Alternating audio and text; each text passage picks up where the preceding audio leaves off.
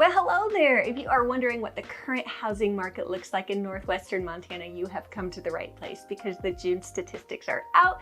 So we are going to quickly compare June of this year with June of last year for new listings, closed sales, percent of list price received, average days on market, and then our current month's supply of inventory and what that means for you as a buyer or you as a seller. I am Janet with Radiant Realty, your Montana Realtor. Thank you so much for joining me today. If you are new to the channel, hit that subscribe button and stay a while and don't be shy. I love reading your comments and answering any questions that you have.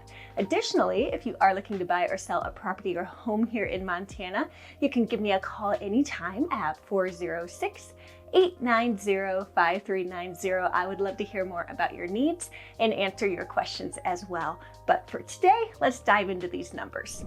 Okay, so for new listings, you'll see in June, we had 361 new listings this year compared to 446 listings last year. Year to date, we have 1,338 compared to 1,586. So we actually have less homes being listed this year than last.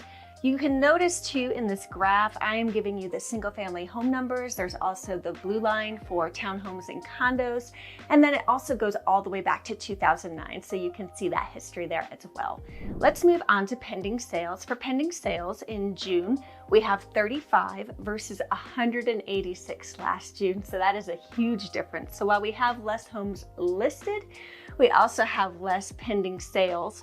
Year to date, 643 versus 948, which brings us to the closed sales on the year, 160 versus 174 for last year. Year to date is 715 versus 957 last year. So let's look at the days on market until sale. This is an important one, especially if you are a seller, to be aware of. So for June of 2023, average days on market for a single family home is 97 versus 73 last year. So it's not horrible, but you do need to allow a little bit more time for sitting on the market. Year to date, 110 versus 92. Okay, so let's jump down to median sales price, which is also very important to be aware of if you're selling or buying a home right now. So in June of 2023, our median sales price was $637,500 versus $690,000 last year. So our sales price has gone down some. Year to date, we have $580,000 versus $635,000 last year. And let's go to average sales price, which is similar, but a little bit even greater of a difference there. $784,256 for June of 2023 versus $1,026,780 for June of 2022. Year to date, we have $774,368 versus $858,520. So you are definitely getting less for the sale of your home this year than you were last year, thanks to those rising interest rates. But if you look at the historical line, you're still doing very, very well. Okay, so let's move on down to percent of list price received. Also very important if you are a seller to be aware of this. So in June of this year, sellers got 97.9% of their asking price versus 2022 when sellers got 99.7%. So they almost got 100% last June. This year, just a little bit lower than that. Year to date, this year, we are looking at about 96% of the list price versus over 100% last year. So definitely a little bit of a difference there. As a seller, you're making a few more concessions, but if you look at that historical line again, you're still sitting pretty. Okay, housing affordability index really hasn't changed that much. 41 in June of 23 versus 42 in June of 22. Year to date, 45 versus 46 last year. Inventory of homes for sale. This is an interesting one.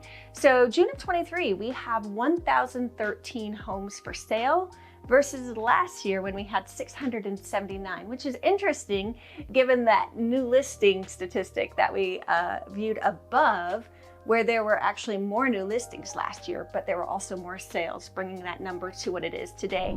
And then the month's supply of inventory, I always like to take note of this one.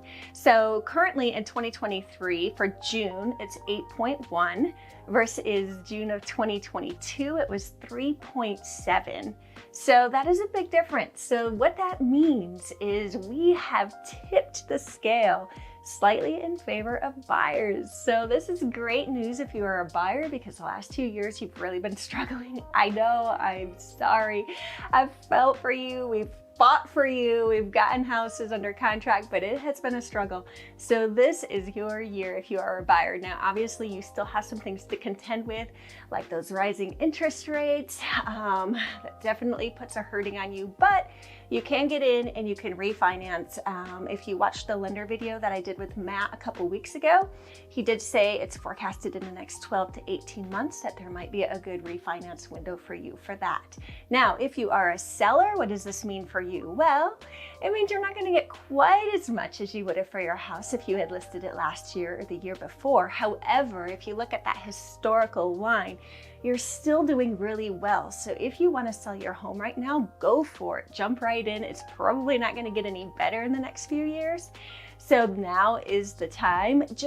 You need to be really well educated. So whoever your agent is, your listing agent, be sure to talk with them about the current statistics, about the best price to go in at, to be competitive and be just appealing to those buyers. You don't want to sit on the market forever, because then your home starts getting a stigma. And also you just want to be aware of average days on market, how to plan for your needs and what's going on in your life. If you do have further questions, give me a call anytime. I hope this was helpful. We are halfway through 2023. Cheers to the next half to you. Have an amazing week, and I will see you next time.